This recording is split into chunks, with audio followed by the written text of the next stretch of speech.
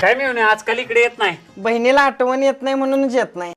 तसं काय सुद्धा नाही दादा, माझा का नाही ह्यांच्यात लय जीव अडकलाय म्हणून मला तिकड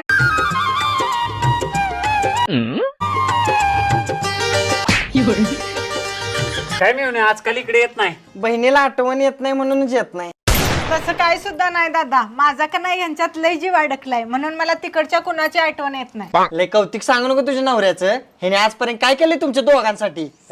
काय केलंय म्हणजे 1 कोटी रुपयाचा लाईफ इन्शुरन्स उतरवलाय मी स्वतःचा. 1 कोटी रुपये? असं दे जा, भावासाठी चहा ठेव जा. तुमच्या माघारी 1 कोटी रुपये यासनी मिळणार? म्हणजे मला मारायला टपलायस का काय? तुमच्या भविष्यात सोय केली मी. हो इकडे या.